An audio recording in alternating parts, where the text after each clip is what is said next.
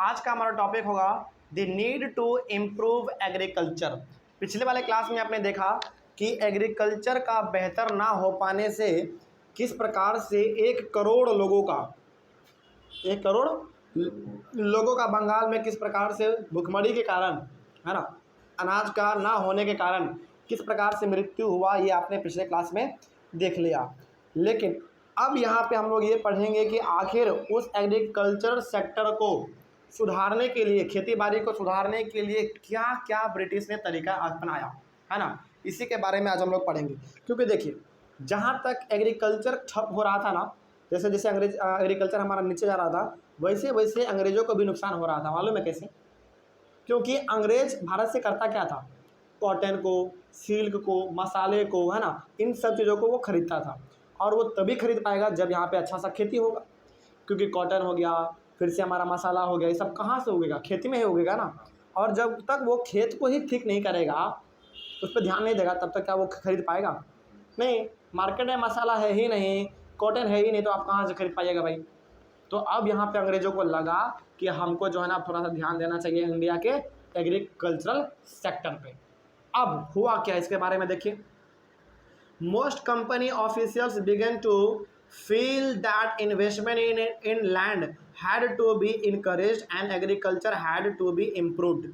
तो east India company के ऐसे बहुत सारे ऑफिसर्स थे जिनको लगने लगा था कि अब जो है ना हमको थोड़ा बहुत लैंड पे ध्यान देना चाहिए, यानी कि खेती बाड़ी पे ध्यान देना चाहिए, इन्वेस्टमेंट करना चाहिए। इन्वेस्टमेंट मतलब कुछ पैसे कौड़ी लगाकर खेती बाड़ी को बढ़ावा दिया जाए, है ना। चलो, तो बहुत सारे अंग्रेज़ों को ऐसा लगने लगा था कि जब तक एग्रीकल्चर नहीं सुधरेगा तब तक हमारा भी समस्या का समाधान हो ही नहीं पाएगा। एग्रीकल्चर अच्छा होगा तो हम लोग भी सामानों को खरीद पाएंगे सस्ते दामों में और जाके ब्रिटेन में बेच पाएंगे। ठीक है, आगे बढ़ते हैं फिर। After 2 decades of debate, the company finally introduced the permanent settlement in 1793। याद कीजिए, फेमिन कब आया था बंगाल में, यानी कि भुखमरी कब आया था? 1770 में। और 2 decades, 1 decades मतलब कितना? 10 साल। 2 decades मतलब कितना? 20 साल। तो 1770 से 20 साल जोड़ लीजिए, 1790 होगा। लेकिन यहाँ पे मोटा मोटी 93 कहा गया है, यानी कि आप क्या समझेंगे? 2 डिकेड समझेंगे, है ना। 3 साल बेसी है वो हम मान रहे हैं, लेकिन फिलहाल आप क्या समझिए? 2 डिकेड समझिए, है ना। तो 20 साल तक केवल इसी पे चर्चा होता रहा कि किस प्रकार से भारत के खेती को आगे बढ़ाया जाए, कैसे उसको सुधारा जाए, कैसे इम्प्रूव किया जाए, कैसे कैसे बदलाव किए जाए, है ना। 20 साल केवल अंग्रेजों ने उसी पे बिताया। अब 20 साल बिताने के बाद उन्होंने क्या किया? फाइनली उन्होंने क्या इंट्रोड्यूस किया? Permanent settlement. एक ये नियम था, कानून था, एक्ट था, पॉलिसी था, जो आप कह लीजिए, है ना। उनके द्वारा निकाला हुआ एक कुछ पॉलिसी होगा जिसका नाम क्या था? Permanent settlement. और ये निकाला कब उन्होंने? 1793 में। अब इनके तहत हुआ क्या? According to the permanent settlement, the rajas and the talukdars were recognised as zamindars. अब सोचिए ध्यान से। जमीनों का कितना रेंट लेना है, कितना नहीं लेना है, सारा कुछ कौन डिसाइड करता था? अंग्रेज, है ना। अब अंग्रेजों को लगने लगा था कि अब थोड़ा बहुत खेती बाड़ी को सुधारना पड़ेगा, है ना। तो हमने कहा था कि उन्होंने क्या किया था? पूरी तरीके से राजा लोगों को हटाया नहीं था, क्योंकि वो लोग क्या कर रहे थे? उनसे एक्सपीरियंस गेन कर रहे थे। तो जो पुराने राजा थे, जो तालुकदार थे, तालुकदार कौन? ऐसे लोग जो कि खेती बाड़ी से मतलब कि अंग्रेज़ों का टैक्स कलेक्ट करने में मदद करते थे, ऐसे लोगों को वो लोग क्या कहते थे उस समय पे? तालुकदार कहते थे। तो तालुकदार हो गया, राजा हो गया, इन सभी को अंग्रेज़ों ने क्या बना दिया? जमींदार बना दिया। जमींदार मतलब क्या? ज़मीनों का मालिक, है ना।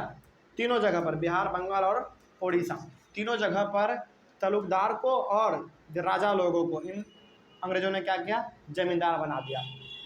जाइए, आप ही ज़मीन के मालिक हैं। अब आपको लग रहा होगा कि सर, जब ज़मींदार का मालिक ये बन गया तो टैक्स पूरा ज़मींदार का हो गया, यानी कि तालुकदार का और राजा का। ऐसा नहीं था। अब समझिए आगे क्या था। क्या था? They were asked to collect rent. Rent मतलब क्या समझेंगे आप यहाँ पे? Tax. From the peasants and pay revenue to the company. राजा, अच्छा सोचो, अब भारत के राजा का क्या हाल हो चुका था। पहले भारत के राजा लोग लोगों पे राज करते थे। अब क्या कर रहे हैं? जमींदार बन गए हैं, लोगों के घर घर जा रहे हैं और उससे टैक्स ले रहे हैं, भाई पैसा लाओ, अंग्रेज साहब मांग रहे हैं समझ रहे हो। तो पहले लोग यहाँ पे राज रूल करते थे, अब वो जमींदार बन के रह गए। तो अंग्रेजों ने राजा लोगों को क्या कहा और तालुकदार लोगों को क्या कहा कि अब आप क्या कीजिएगा, मेरे लिए घर घर जाके उसके ज़मीन के बदले टैक्स इकट्ठा करेंगे और वो टैक्स लाके हमको दे देंगे। अब आपको लग रहा होगा कि सर क्या बीच में तालुकदार लोगों को, राजा लोगों को कुछ पेमेंट नहीं मिलता था? क्या मिलता था, पेमेंट मिलता था। अब वो पेमेंट कैसा था, जानिए इसके बारे में। The amount to be paid to the company by the zamindars was fixed permanently. It was not to be increased even in future. अब सुनिए ध्यान से क्या लिखा हुआ है। लिखा हुआ है कि परमानेंट सेटलमेंट का मतलब समझिए, उसको जो नियम निकाला था उन्होंने, उसके तहत क्या होता था, उसके तहत अंग्रेजों ने तालुकदार लोगों को और राजा लोगों को कह दिया कि अब तुम घर घर जाओगे और हर एक से पैसा लोगे और पैसा लाके हमको दे दोगे। लेकिन यहाँ पे फायदा हुआ किसको जानते हो? राजा लोगों को, साथ ही साथ तालुकदार लोगों को। फायदा क्यों हुआ, सुनना मेरे बात को ध्यान से, इसको जोड़ने का कोशिश करना थोड़ा सा, ठीक है। अब हुआ क्या ना, हुआ ये कि अंग्रेज लोगों ने कहा उन दोनों को, तालुकदार और राजा लोगों को, कि हमको केवल और केवल महीने के अंत में या फिर साल के अंत में, जैसा भी उनका तरीका होगा, तुम बस हमको इतना पैसा लाके दे दो। अब हमको नहीं पता तुम कैसे पैसा लाके दोगे, बस तुम हमको इतना पैसा लाके दे दो। जैसे मान लो अंग्रेजों ने कहा कि तुम हमको जो है ना साल भर में 20,000 रुपया लाके दे देना। अब इससे होता क्या था, अब इससे बीच में हाथ मार लेता था कौन? अंग्रेज, सॉरी तालुकदार और राजा लोग, है ना। अब होता क्या था, होता ये था कि जिस आदमी से टैक्स लेना है 20 रुपया, वहाँ से ले लेता था राजा और तालुकदार 25 रुपया, 30 रुपया। इससे होता क्या था कि अंग्रेजों ने कहा था कि हमको तुम बस इतना ही पैसा ला के दे देना, है ना। तो वो जो टैक्स लिया, तो अंग्रेजों को क्या मालूम है, अंग्रेजों को मालूम है कि ये 20 रुपया के हिसाब से टैक्स लिया होगा, ला के हमको दे दिया। लेकिन वो टैक्स लिया कितना, 25 रुपया किसी से ले लिया, किसी से 30 रुपया ले लिया। तो वो जो फालतू का जो पैसा आया एडिशनल 5 रुपया 10 रुपया, वो किसके झोली में गया? तालुकदार और राजा के झोली में गया, ठीक है। तो यहाँ से फ़ायदा किसको हो गया? तालुकदार और राजा को फ़ायदा हो गया। अब इससे हुआ ये कि अंग्रेज कभी पूछता भी नहीं था, अंग्रेज कभी पूछता भी नहीं था कि तुमने कितना टैक्स लिया, कितना तुमने अपने पास रखा, उसको मालूम भी नहीं था ये सब चीज़। बस अंग्रेज को उतना पैसा मिल जाना चाहिए, ठीक है। चलिए आगे बढ़ते हैं फिर। इससे फ़ायदा बहुत ज़्यादा हुआ राजा और तालुकदार लोगों को। उसके बाद हाँ, इस प्रकार का उन लोगों ने नियम रखा था अंग्रेज़ों ने कि तुम बस हमको इतना पैसा ला के दे देना, बाकी जो पैसा होगा तुम अपना उधर रख लेना, ठीक। ये उन्होंने कह दिया था। हुआ क्या इससे, due to this a regular flow of revenue to the company was maintained and at the same time encourage the zamindars to invest in improving the land. अब हुआ क्या, हुआ ये कि अंग्रेजों ने तो फिक्स पैसा कर दिया कि बस तुम हमको इतना पैसा ला के दे देना, बाकी जो होगा वो तुम अपना रख लेना, है ना। तो अब इससे फ़ायदा तो राजा और तालुकदार को हुआ, वो जो पैसा आता था वो उसको वो अपना रख लेता था। बदले में अंग्रेज भी उनको पेमेंट करता था, क्योंकि भाई आप अंग्रेजों के लिए काम कर रहे हैं तो फ्री में तो आप काम करेंगे नहीं।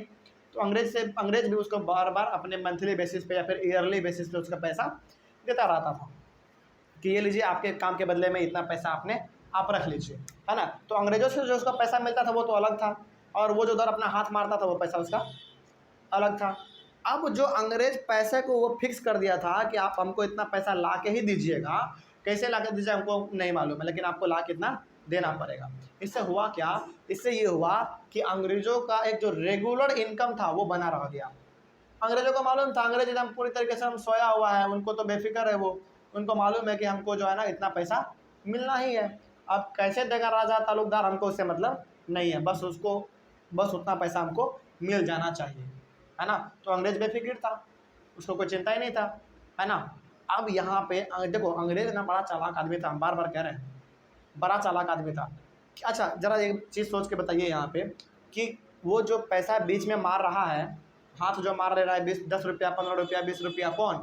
तालुकदार और राजा। क्या ये बात अंग्रेजों को मालूम नहीं चला होगा? चला होगा, लेकिन फिर भी वो कुछ नहीं बोल रहा है। मालूम है क्यों? क्योंकि बड़ा वो दिमाग वाला आदमी था। अब हुआ क्या, इससे देखिए यहाँ पे, इससे ये हुआ कि जितना अच्छा खेती होगा उतना ज़्यादा टैक्स पे करेगा कौन? किसान लोग, है ना। अब देखो अच्छा खेती होता था ना, तो ज़मींदार लोगों से, यानी कि जो ताल्लुकदार थे और जो राजा लोग थे, अच्छा खेती होने पे वो किसानों से ना ज़्यादा पैसा लेते थे। कहते थे देखो इस बार तुम्हारा खेती क्या हुआ है, अच्छा हुआ है, तो तुम पैसा ज़्यादा दो। किसानों को क्या मालूम कि अंग्रेज़ों को केवल इतना ही पैसा मिलना है, उसको थोड़ी मालूम था। मालूम किसको था? मालूम तो राजा और ताल्लुकदार को था कि हमको केवल और केवल अंग्रेज़ों को जाके इतना पैसा उसके झोली में डाल देना है। बदले में वो कितना ले रहा है उससे अंग्रेज़ों को कोई मतलब नहीं था। तो ज़मींदार क्या करता था ना, ज़मींदार लोगों को पैसा देता था, किसानों को, कि लो भाई पैसा लो और तुम अपना खेती अच्छे तरीके से करो, है ना।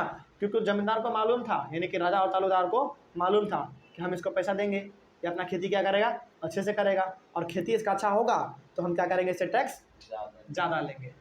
तो अंग्रेज़ यहाँ पे क्या चाह रहा था? अंग्रेज़ चाह रहा था कि जैसे ही हम राजा और ताल्लुकदार को छूट देंगे, ये लोग अपना हाथ मारेगा, और हाथ मारेगा तो वह पैसा क्या करेगा, लालच में किसानों को देगा, और किसानों को जब वो लालच में पैसा देगा तो किसान क्या करेगा, अपना खेती बाड़ी अच्छी तरीके से करेगा। तो अब यहाँ पे खेती बाड़ी भी सुधर गया, ताल्लुकदार और राजा को पैसा भी अच्छी तरीके से मिल गया, और अंग्रेज़ों का जो एक फिक्स अमाउंट था वो भी उसको बार बार मिलता रहा। तो याद कीजिए, जो बंगाल में 1 करोड़ लोग मारे थे, किसके वजह से? भुखमरी से, क्योंकि खेती अच्छा नहीं था। तो उसको सुधारने के लिए अंग्रेज़ों ने डायरेक्टली तो मदद नहीं किया, लेकिन बीच में किसको ला दिया? राजा और ताल्लुकदार को, क्योंकि उसको मालूम था यदि हम इसको लाएंगे और पेमेंट हम अपना फिक्स कर देंगे कि भाई तुम हमको बस इतना ला के पैसा दे देना, तो बीच में ये हाथ तो मारेगा ही मारेगा, और लालच में क्या करेगा, ये लोगों को पैसा देगा लोन पे कि लो पैसा लो और खेती बाड़ी अच्छे तरीके से करो।